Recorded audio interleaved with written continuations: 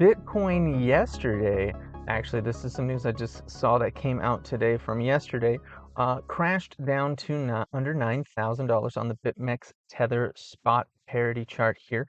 We'll look at that in a moment. It was late yesterday, for about 1 p.m.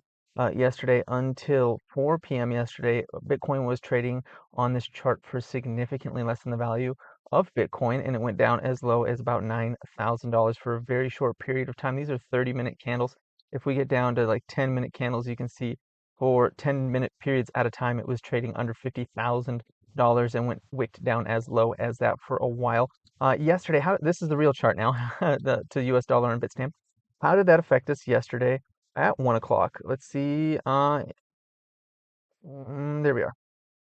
Bitcoin was actually increasing in price during that time, and we didn't see the big sell-off until late yesterday afternoon into this morning, which I think is probably what kicked off some of that big crash that we saw. Well, let's not call it a crash, but some of that big move downward that we saw yesterday going into today.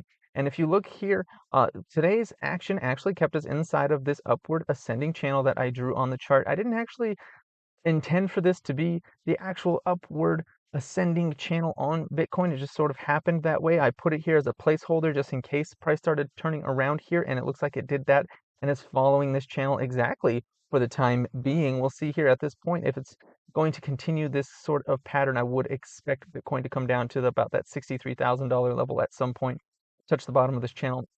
Might be around 63.3, 63.4 before it doesn't, and then kind of start curling back up again from there if we're going to continue up.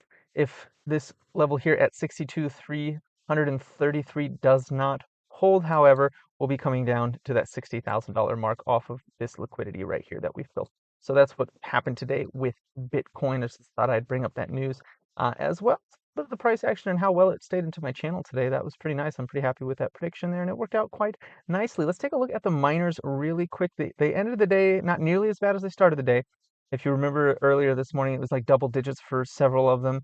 Mara actually almost got a green day. It got a decent candle. We're just kind of accumulating right here, pausing right here, going into the FOMC meeting. Everything's sort of taking a breath here. We see it's not quite a doji, but it's not like a super bullish candle or anything either. Technically, it is green because the candle was moving up all day long, but it did close out below yesterday's close, so it is still a negative day. We are going up on lower volume here on the daily chart on Mara, though, so I am expecting some sideways action going forward from here on Mara. Let's take a look at CleanSpark. CleanSpark actually ended 5.56% on the day and did end up with a red candle today at closing at 16.49.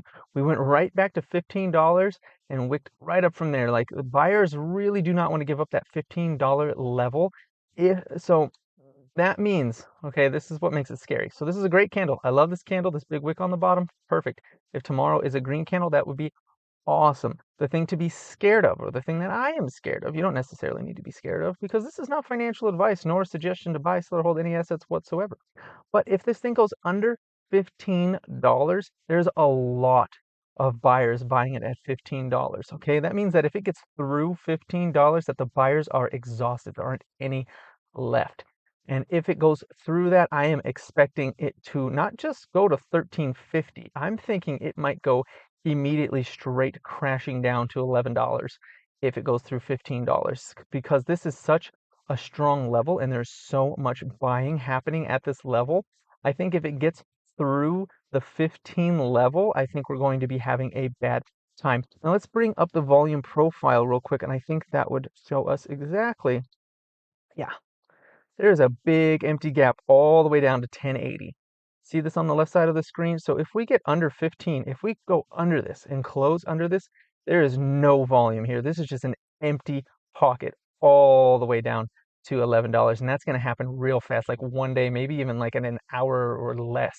We might see that movement all the way down there on CleanSpark. So that's actually pretty scary right now if it gets under $15. So that is a crucial level to watch and be aware of on that one. So let's take a look at BTBT. How did BTBT do today?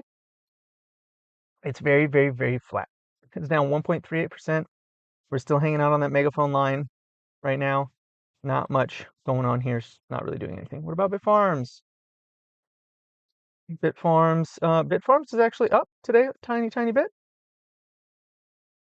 It is struggling to get over this volume profile here at 227. If it can, there's not a lot in its way, all the way up to about $3. I do like to bring out the volume profile every once in a while. It's probably the first time I showed it on this channel, but anywhere you see like a concave part of the volume profile, that is a space where you can expect price to move very quickly through it, and in this case up. And then in the other direction, down, we get caught at $2. And if that doesn't hold, we'd be going all the way down to about 180 before we get caught on another part of support. So this really helps you find support and resistance. Like if we get above our current level at 227, there's light resistance at 237, but then we're going way up to almost $3 before we hit any other resistance levels on that. Let's take a look at RIOT, and I think that'll be the last one for today. I'm just trying to be really fast today. It's a bit of an interesting day. I just wanted to close it off with a little bit of an update in relation to what happened today and what to expect going into tomorrow. So Riot's just stuck in this piece of volume here. It's got to get up and above $12. Once it's above $12, there's nothing in the way of this thing going up to 15 on this. I mean, but we will hit probably a little bit of resistance here at about 13-ish or so. But once we're pretty clear up to 15 once we do that. So a lot of these candles are a lot of dojis. Tomorrow's FOMC. Things are going to be crazy tomorrow, much like they have been yesterday and a bit today. So like nothing to panic. This is all pretty normal. We're doing our sell-off into the halving. We are getting a bit of a breather today with these doji candles on just about everything today in terms of Bitcoin and the miners. The SPY actually took off today. We'll take a look at that real fast. The SPY was big up today. It's up actually 0.5%, which is pretty huge for the SPY.